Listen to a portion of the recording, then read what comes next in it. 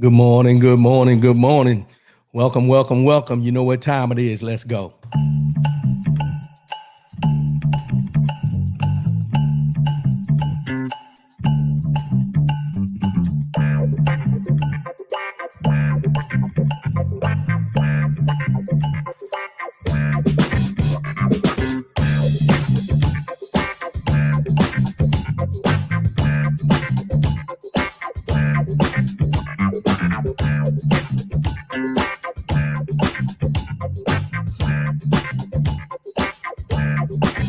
Horns blow.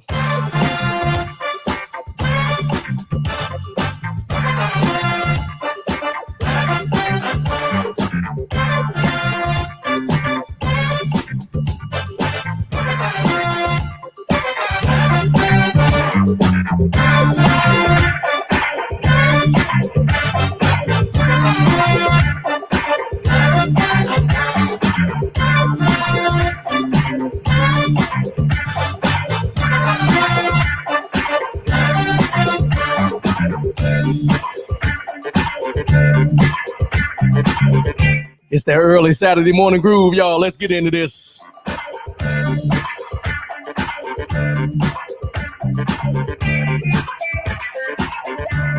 Speak on this show. Let's go.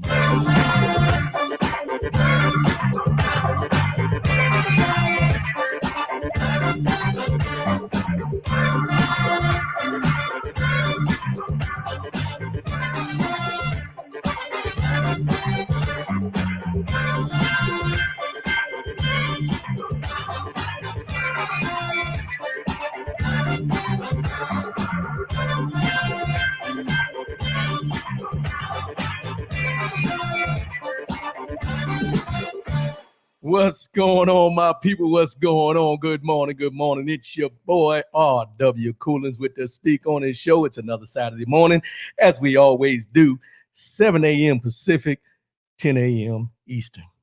Well, it's an early morning for a brother. Early morning for a brother. First and foremost, giving honor to God who allows me to come at you in this manner on a weekly basis.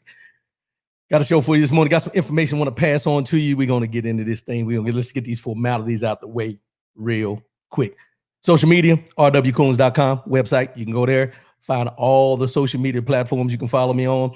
Merchandise, you can find the merchandise t-shirts there. Also, anything you need to know about the show, anything going on with the show, you can go there. You can go there and get the links for the YouTube. You can go there and get the links for the Spreaker.com if you just want to hear the audio. And also, we're broadcasting live on Facebook and YouTube this morning. If you have any comments, you can post your comments, and I'll post them up on the screen. Good morning, my brother, Maurice Wigfall. Senior, appreciate your support, bro.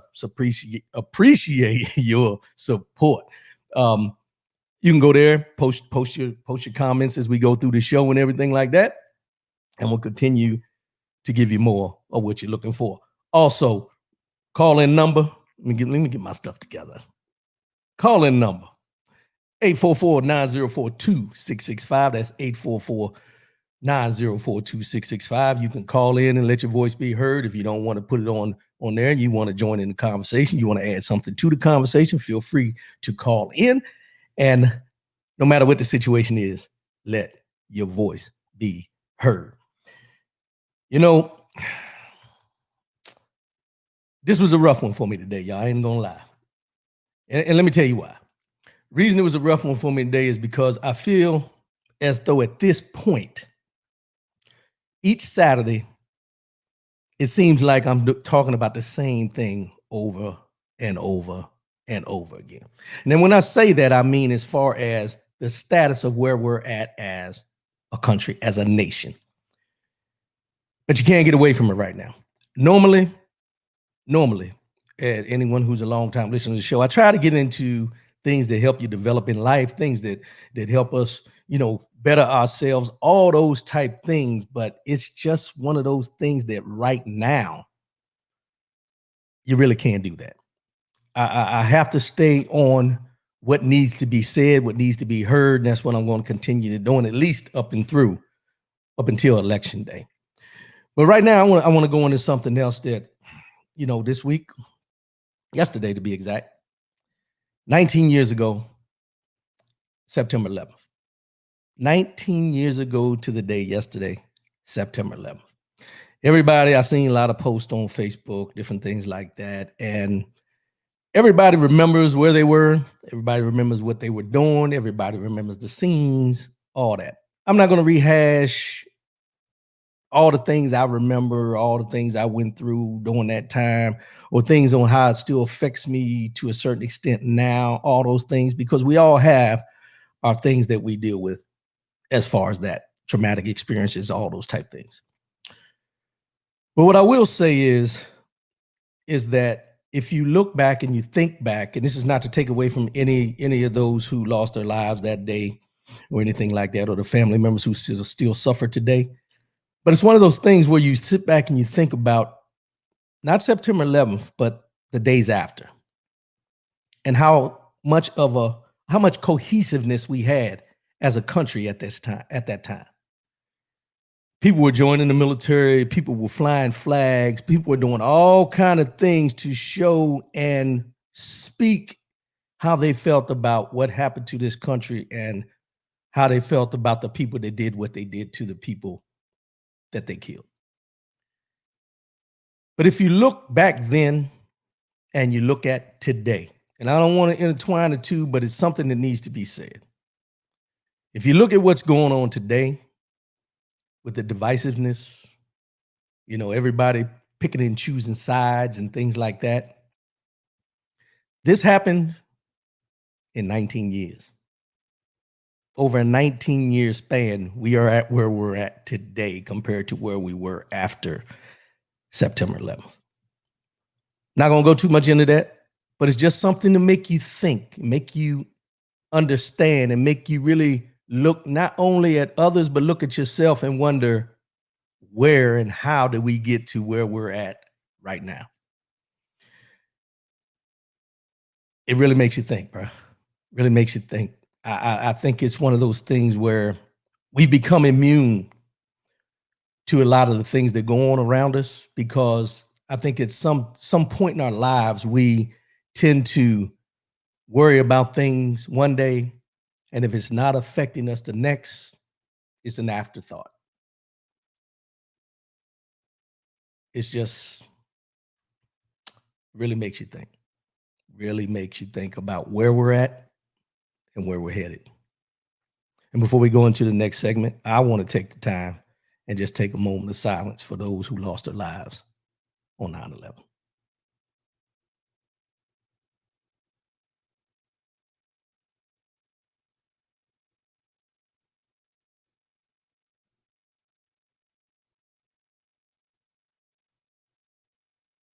I want to say rest in peace to all those, and give those family members who lost people on 9/11, the strength to continue on, even though I say it's only been 19 years.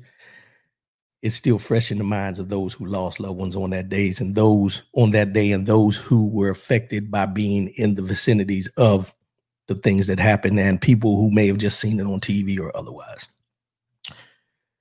We're going to transition right now and get into this.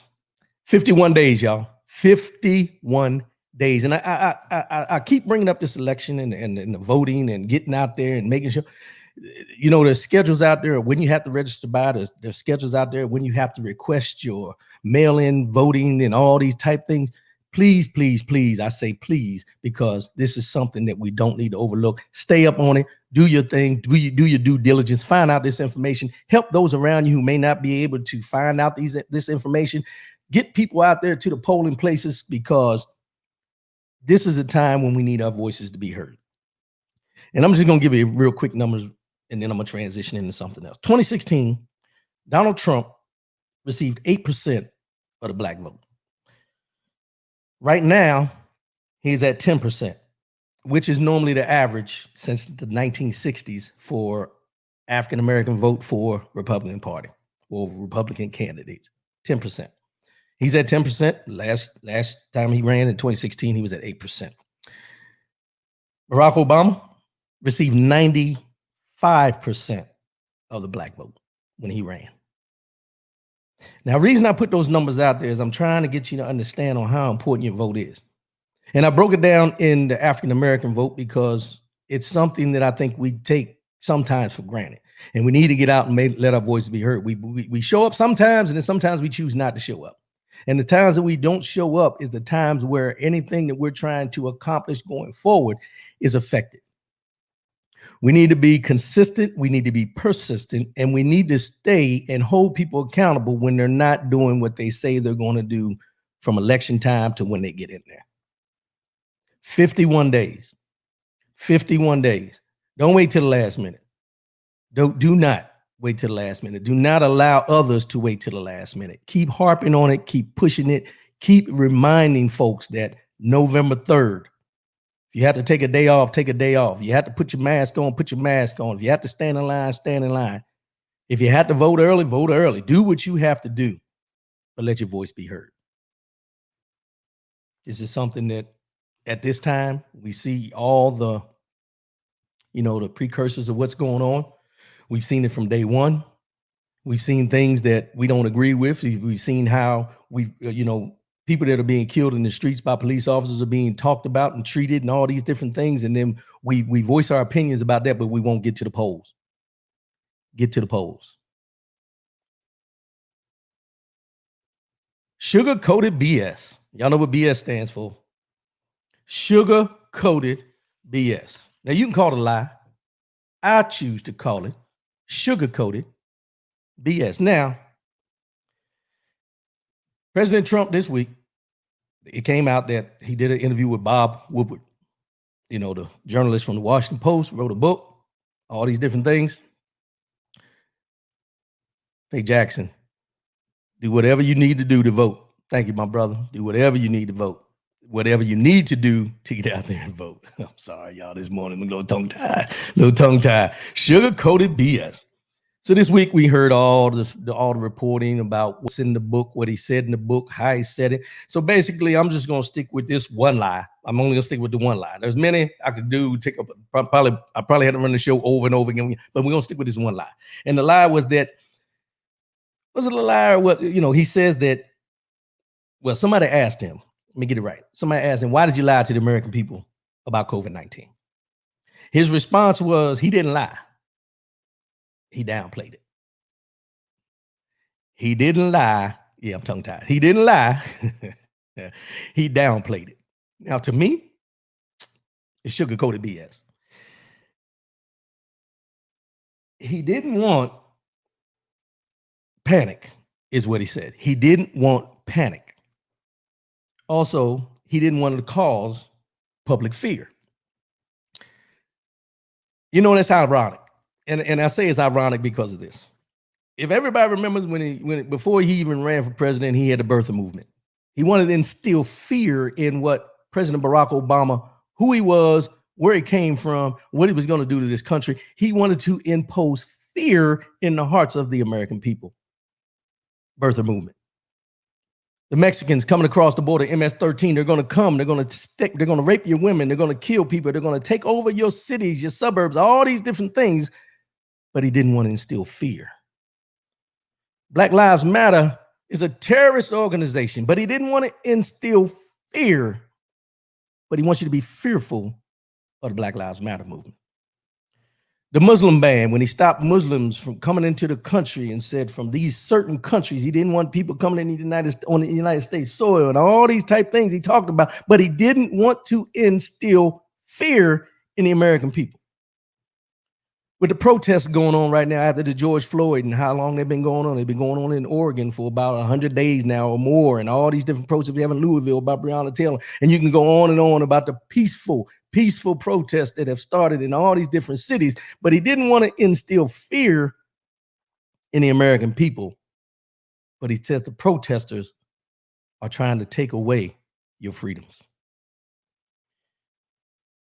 Joe Biden's America. He uses that as a precursor to say that if Joe Biden gets elected, this is what you got. This is what's going to happen. But people don't understand, and people aren't paying attention, and all these things are happening under his watch. But he didn't want to instill fear about COVID-19.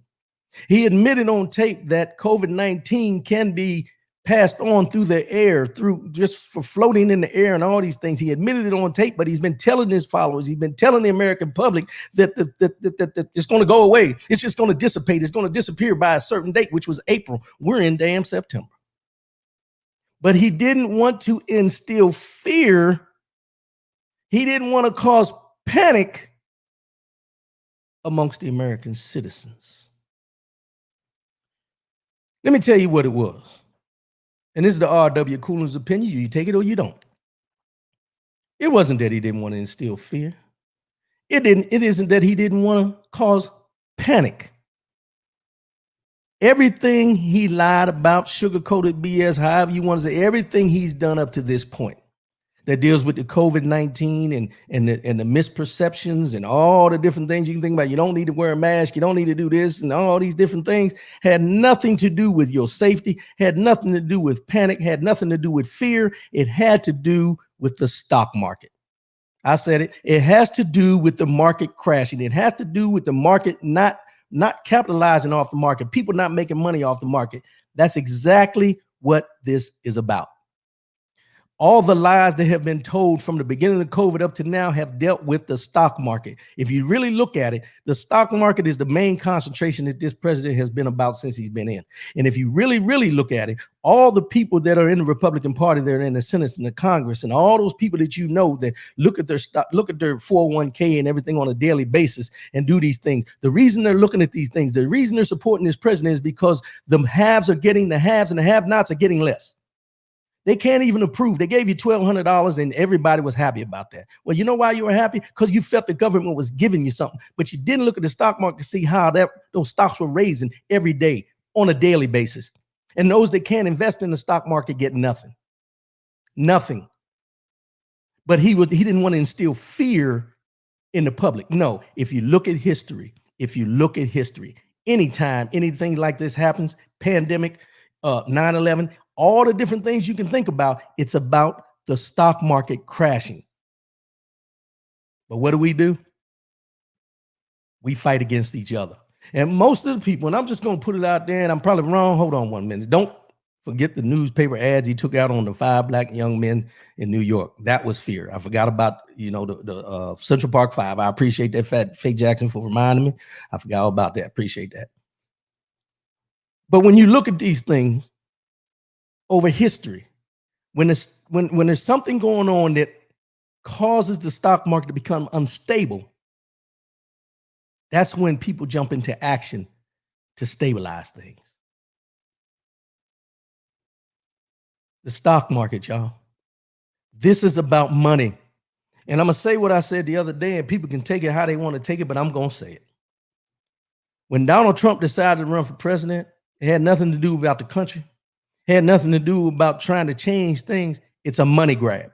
If you sit back and observe and you watch the things that he's done and you watch the things that are going on and taking money away from 9/11 healthcare fund for the firefighters and putting it somewhere else and moving money around and changing the way we do business and all these different things, this has been a money grab from the beginning.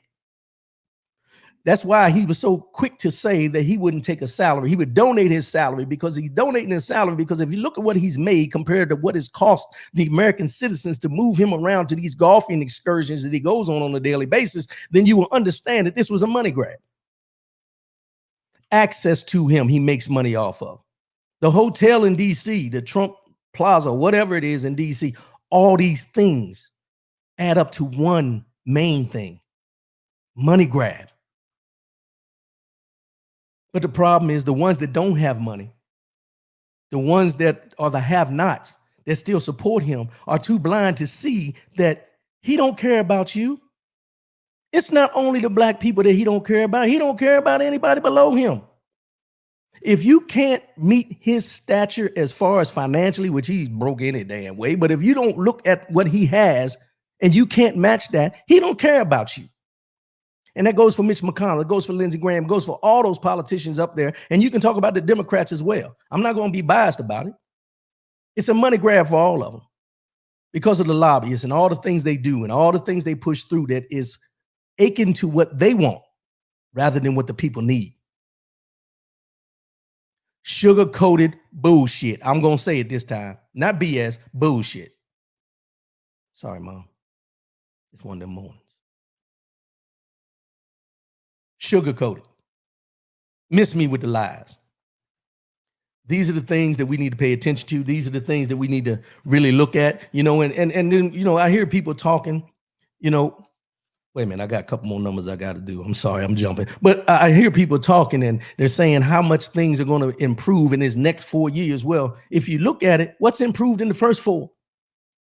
Other than the stock market, and the stock market was already on the rise before he got in there. If you go back and look at the records and the books and look at the numbers, Barack Obama had a steady climb in the stock market, but they don't give him credit for the stock market. Why? Because that wasn't his main concentration. That wasn't his main concentration. His main concentration was healthcare, and they're trying to take that away from you. And I want you to think about all the people that have died. 6.47 million cases in the United States of America of COVID-19, but they didn't want to cause panic.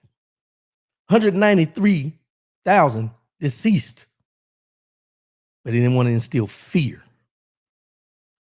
Yesterday alone, on September 11th, 1,004 people died yesterday.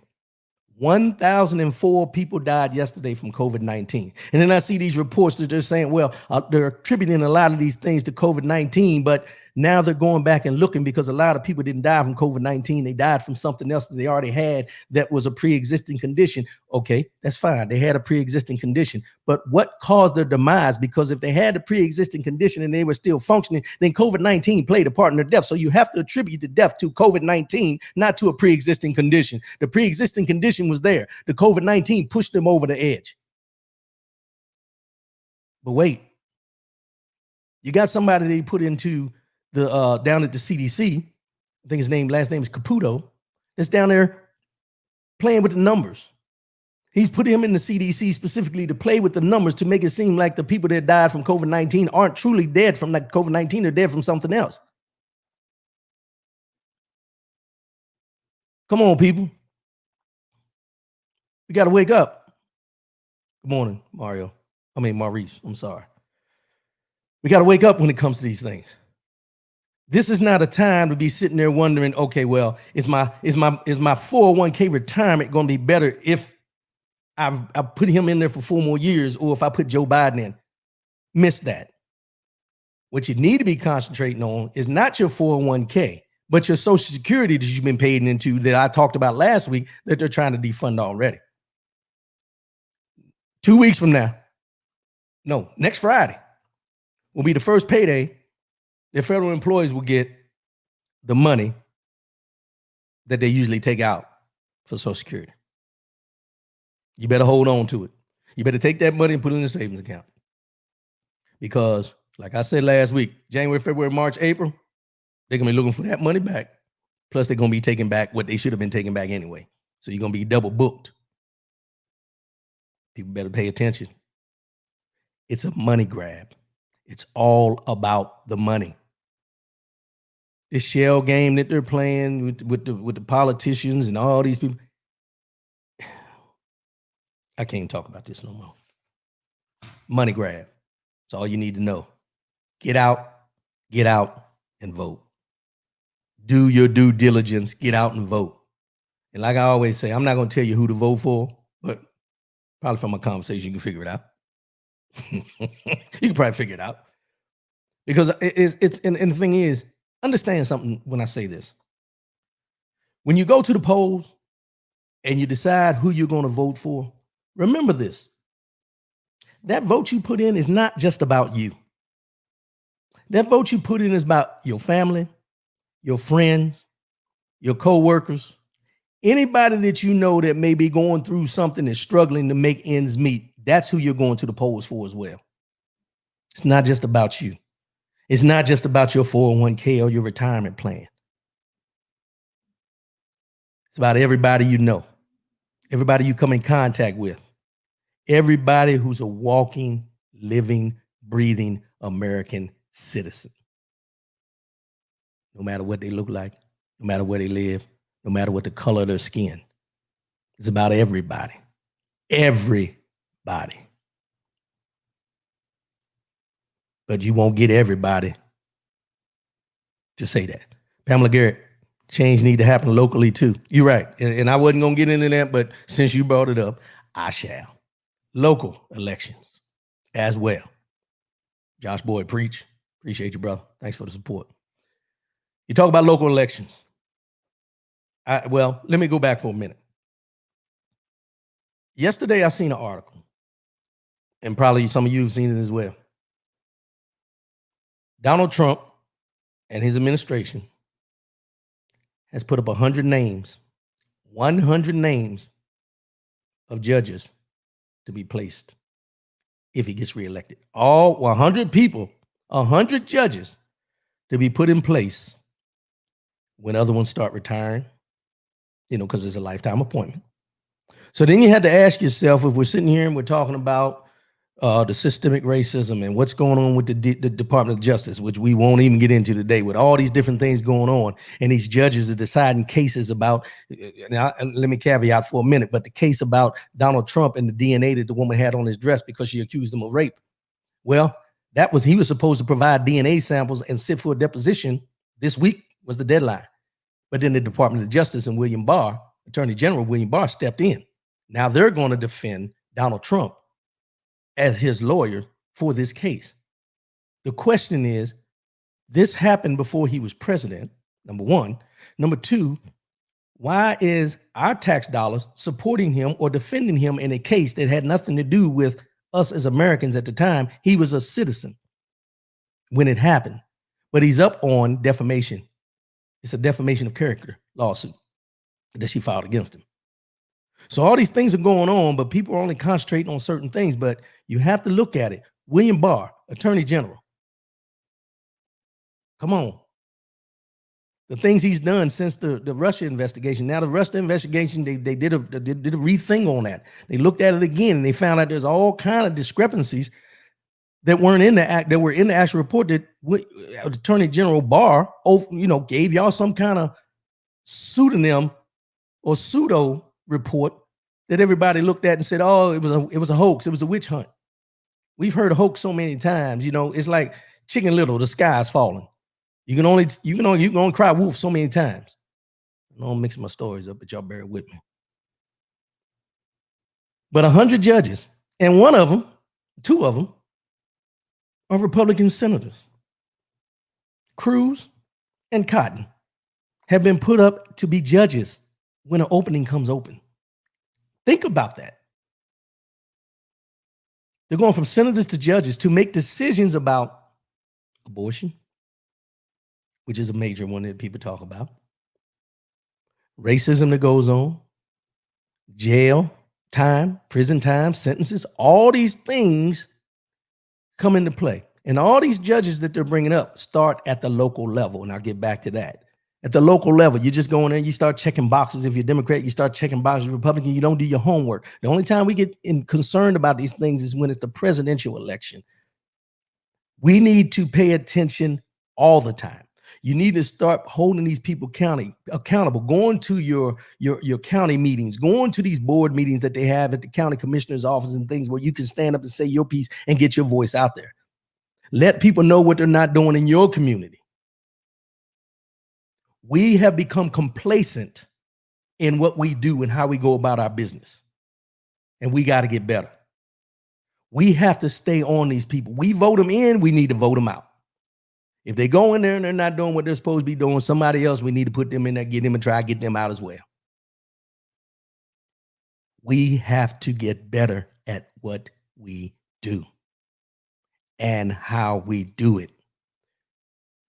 I'm going to talk to my Black community for a minute. Some of y'all be mad. Some of y'all be glad. But I'm just going to say it like this. We've come a long way as far as our generation from where our mothers and fathers, grandparents, great-grandparents, and so on down the line, all the way back to, you can go to the lineage of slavery. And we've come a long way as far as what we are able to do and how we are able to go about doing it. But here's where we get complacent, and here's where we got to make some changes. We got to get to the point where we understand that we have power, not as individuals, but as a group. As a group, We have to come together as people. Put all those differences aside. Light skin, dark skin, where you live, where you don't live, how much money you make, what you drive. All those things that we hold us accountable for because we got the jealousy and the envy. We let that creep in. But do you understand that if we all took the time to try to find out what our likes are, what our similarities are, and come together and form a bond and put our resources together, do you know what we can do? But we've gotten to the point where we go and we buy our house in the suburbs and we forget about where we came from, and we move in the suburbs and we close our doors and we close out everything that was about us back in the day. Never forget where you came from. And never overlook the fact that just as quick as you got there, you can be back there. These are the things that we as a community need to come together. And I say this because this next segment I'm going to go into touches on this. It touches on this perfectly. It's just one of those things, y'all. I get upset, and I I don't even know the word to use. But I see us as a people. We get together, we can barbecue together, we can talk together, we can party together, we'll go to clubs, we'll smoke cigars, we'll drink liquor, we'll do all the things that are socially acceptable in our community. But when it comes time for us to come together and try to invest in somebody's thoughts and ideas, and all of us come together and put our money into a pot and try to come up with something and do something that's for the benefit of us all, generational wealth, all those type things, the first thing we say is, I don't know if I can trust them with my money. I don't know. That sounds like a risky venture. No, the risky venture was you sitting out there smoking a cigar and drinking liquor, think you ain't gonna get cancer or cirrhosis of the liver. Oh, you didn't think that far down. But when it comes to your money, you're all about that. Welcome to freedom. Renee Walters and Ashley Scott. One is a real estate agent and one is a investor. 19 Black families back in August bought 97 acres of land in Georgia. The land sits just east of Macon, Georgia, in Wilkinson County, down in Georgia. They bought this land, 97 acres, to create a safe space for their Black families. Now, they're going to build in phases. First phase is clearing the land, farming the land, and creating a man-made lake for sustainable fishing. Let me say that one more time, because I think people really need to understand what they're doing and where this plan is going. Phase one, after they've bought these 97 acres, 19 families now invested in these 97 acres. They're going to clear the land, farm the land, and create a man-made lake for sustainable fishing. So if you're farming the land, you got fish on the land, you can eat off the land. Let me continue. This is what I think it was Renee Walters said. They bought this land because they're being able to create a community that is thriving, that is safe, that has agriculture and commercial businesses that are supporting one another, and that dollars circulating in our community. That is our vision. 19 families went in together and bought 97 acres of land.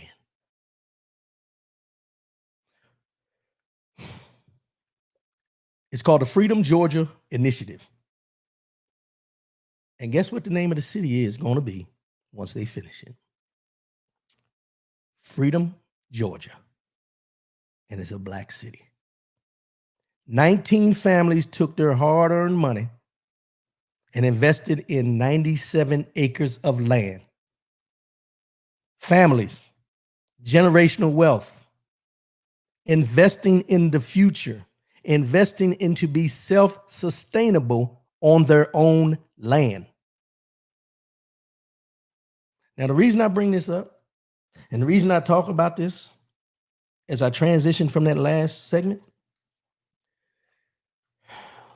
is because we have many, many, many so-called rich African Americans in the industries, entertainment industry, sports industries, all the different things that they got their own businesses. They're making money. But when's the last time you heard about any of these entertainers or people like that coming together, buying some land with a focus of doing something for us?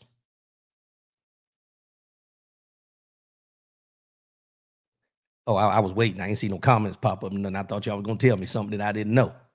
But you get my point. See, these are the things. This was a real estate agent and an investor. This is what they do. And they went out there to find this land, 97 acres of land. They bought it with a plan. Now, I didn't see in the article I read how long it's going to take, but that's irrelevant to the fact. It's a vision. And their vision is to be self-sustainable on their own land, doing their own thing, bring businesses in so they can keep the money in their community of Freedom, Georgia.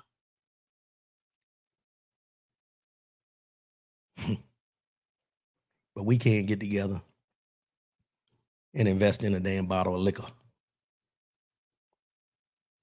Somebody have a barbecue. Bring a bottle. Bring a bottle. I can't feed your drinking. Bring what you drink. That's what we say.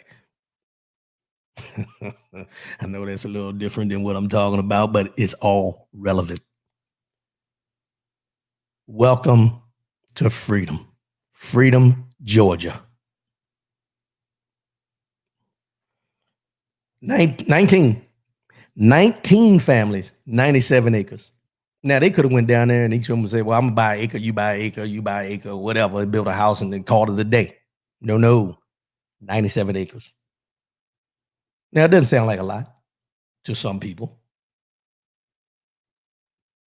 But then I seen where Tyler Perry, and not to call him out, but I see he's building another house in Georgia. He's going to have a runway on his property. Okay. So you get a jet where you can fly yourself around where you got to fly to, and you can come back to your big 900,000 square foot home and all this kind of stuff. And people will say, well, Tyler Perry gives back to the community and all these type things and everything. Well, yeah, he probably does. But what's he doing with other people with that money? What are they investing in? What are they doing? Where's the Tulsa, Oklahoma's, the Black Wall Street that we had back in the day? Where are these cities that we do these things? Where are the black banks? I looked at something the other day, and I think we have no more than 5 black-owned banks in the United States of America. You can throw a rock and hit a bank, but we only have 5. Where are the black mortgage lenders for people to help them get on their feet, to help them build up their credit so they can buy a home? Where are these resources that we have? Where are they in our community to get people to the point where they can invest in their future? You don't see them. What you see in our community is title loans and Chinese restaurants and liquor stores and Popeye's chicken and Church's chicken, fast food restaurants. Why are the fast food restaurants there? Because that's who pays the minimum wage. And who's getting paid the minimum wage? The ones who live in those neighborhoods. And why do they pay a minimum wage? Because they can. Because nobody wants to increase it to a living wage. But the ones of us that are making money, the ones that have done well for ourselves, the ones of us that have gotten to a point where we can give back, we choose to give to ourselves rather than giving back to the full community that raised us. We'll get there one day. It just won't be today. We got, so many things going on, and we look at the TV and we hear, we hear oh, this person's racist and this person's racist. This person's racist. Well, we know that there are racists in this world, not only on United States soil, but around the world. We know there are racist people in positions of authority. We know there are racist people in the Department of Justice. We know there is systemic racism in this country, without a doubt. But I guess my question would be, How much longer are we going to keep yelling and screaming about it rather than taking action and doing what we can do in spite of? Don't get me wrong, we've done a lot in spite of, but there's so much more we can be doing in spite of. So much more. So much, so much, so much more. Mind, body, and soul segment. Y'all have to excuse me. It's one of the mornings, man. One of those mornings. You know, when you start thinking about in your own life, how far you've come, things that you've overcome, things that you may see coming your way that you know is going to be something that's an obstacle in your way that you got to get past. And you ask yourself sometimes, how many times and how many more obstacles am I going to have to go over before I can just rest, be easy? Good morning, Big L. Just be able to enjoy life for what it has to offer, not continue to fight and claw and scratch to get where I want to get to. When will that day come? You know, I'm not even going to say it. Mind, body, and soul. To forgive is to set a prisoner free and discover that the prisoner was you. To forgive is to set a prisoner free and discover that the prisoner was you. That's a quote by Lewis B. Smedes. You know, when you talk about forgiveness and how we forgive people and how we should forgive people that do bad against us and all the things that go along with talking about forgiveness,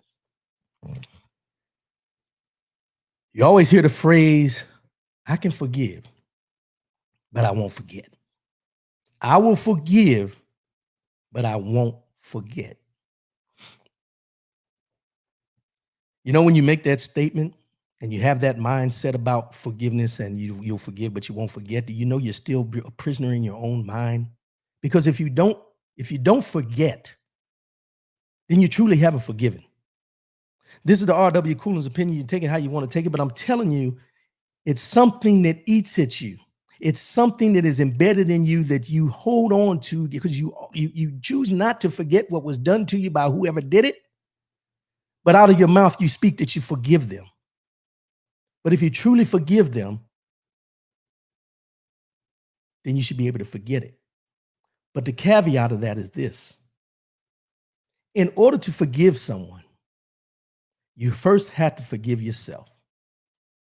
You first have to forgive yourself. You know, we throw around, well, I forgive you, I forgive you, I forgive you. Well, do you truly mean it from your heart? Do you truly mean it from your soul? Is it something that you truly understand what you're doing when you say you forgive somebody?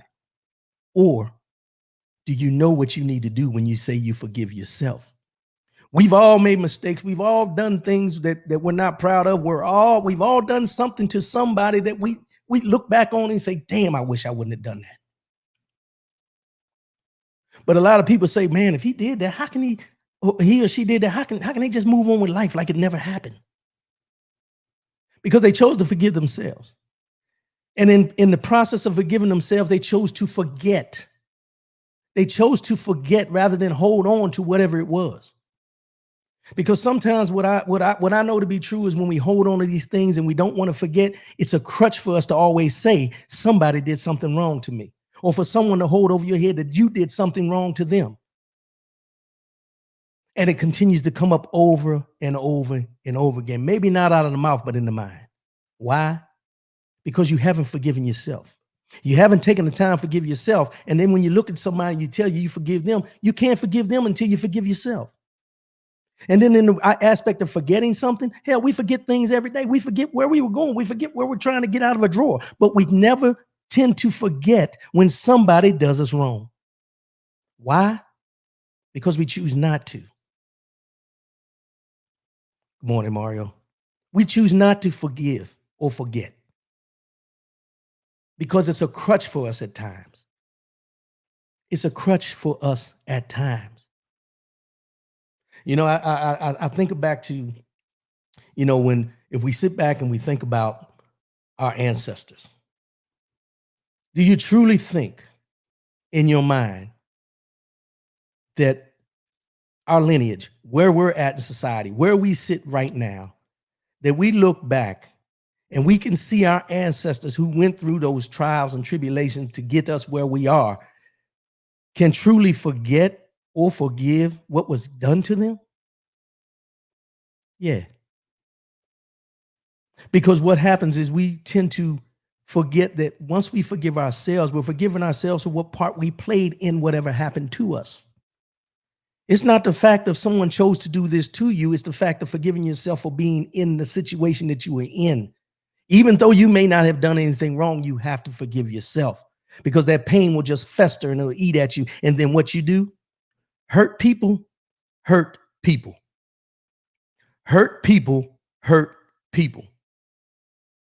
Which comes into where we're talking about now with these elections and everything going on in the world, where you got cops killing black people on the street and different things like that. And we're out here protesting and marching and voicing our opinions and being mad about it and trying to make change. But where does the change start?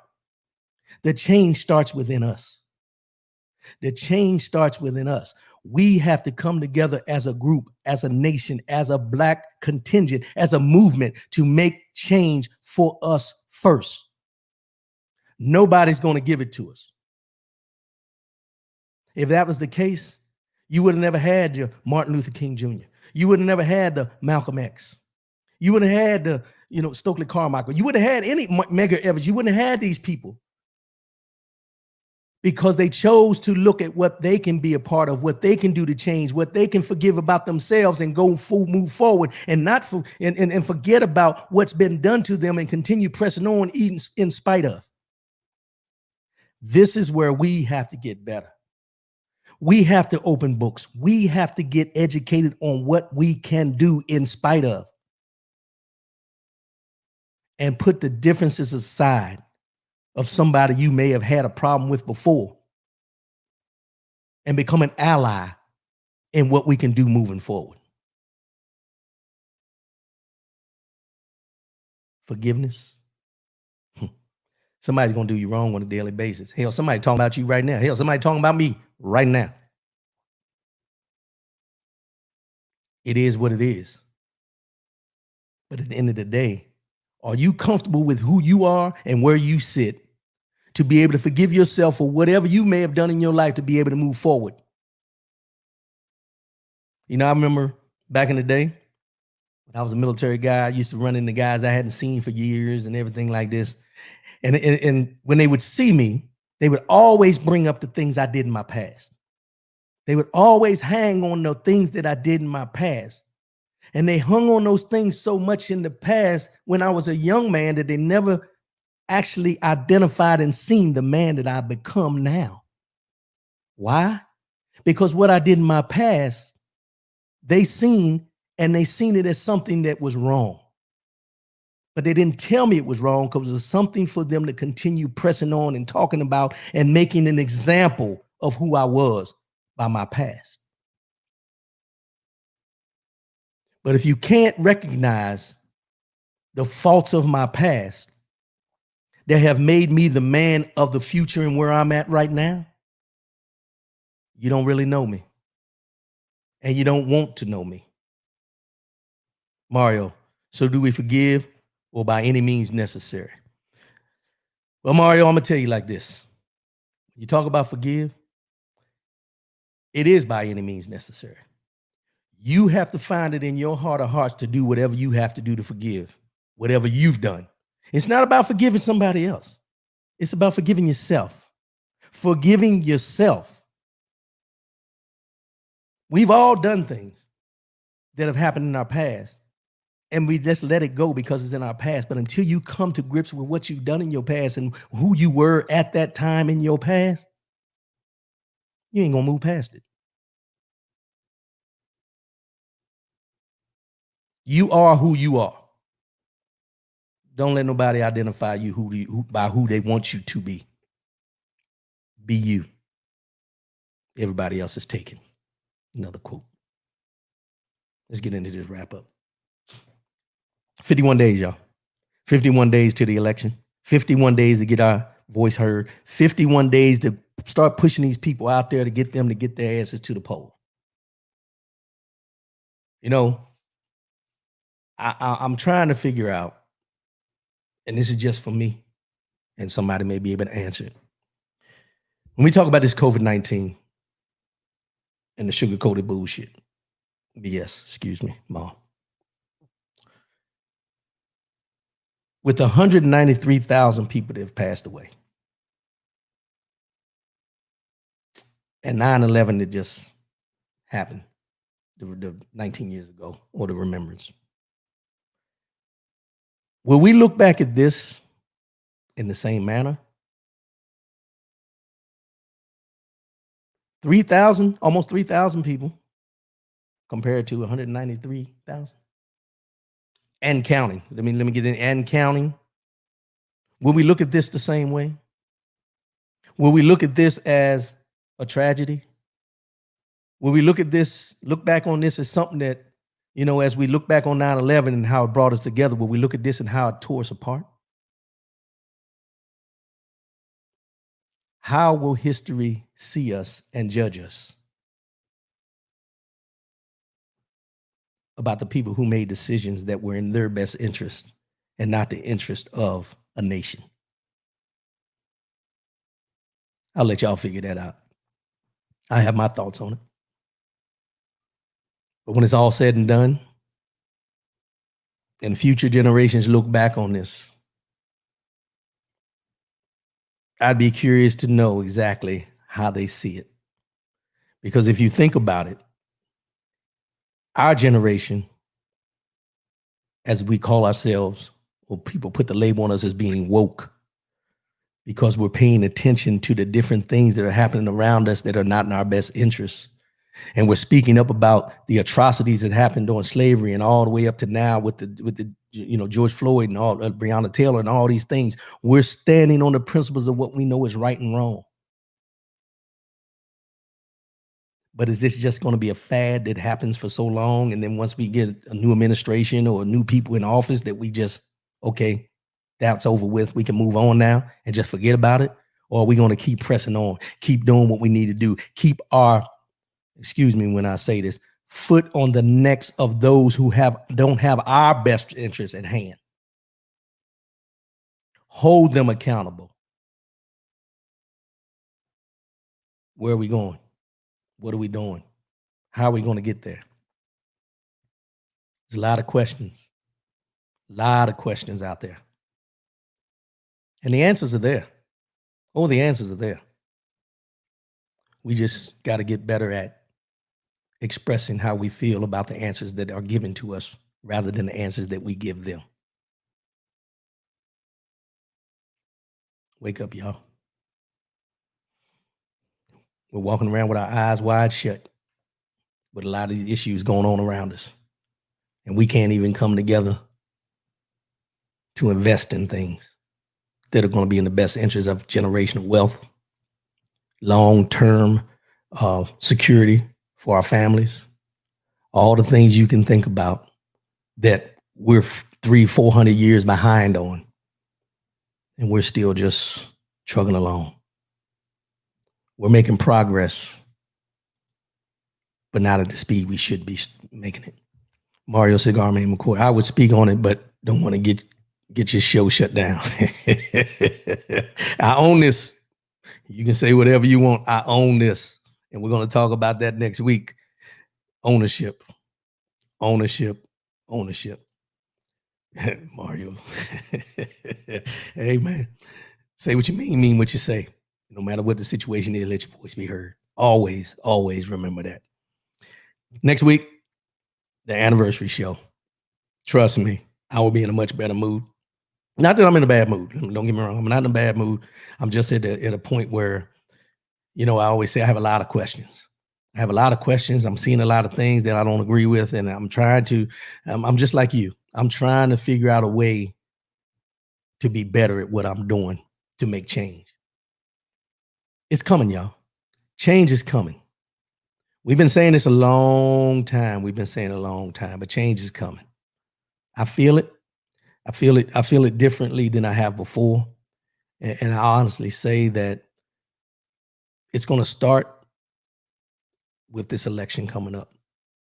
It's going to start with us holding people accountable for what we want, what we need, and what we're supposed to have, rather than taking what they choose to give us. We have to get out and do our due diligence, not only in the elections, but in our communities, supporting each other in our businesses that we open, coming together to invest in each other's ideas. There's always a risk. There's always a risk. But with risk comes reward. And you'll never know the reward unless you take the risk. We got to get better, y'all. But as I mentioned, next week's the anniversary show. I have OT on, who put me on from the beginning. So we're going to be on here, and it's not going to be any political.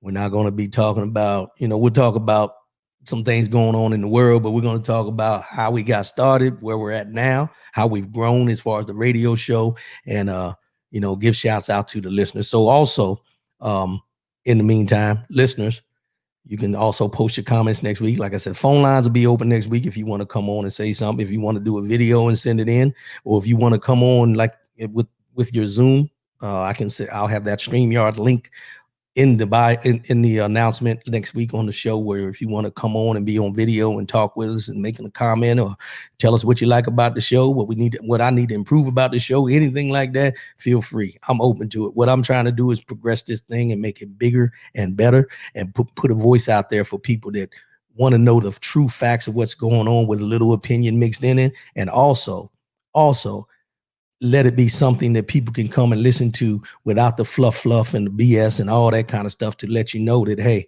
there's somebody out here that's trying to look out for your best interest and doing the best he can with the resources that he has.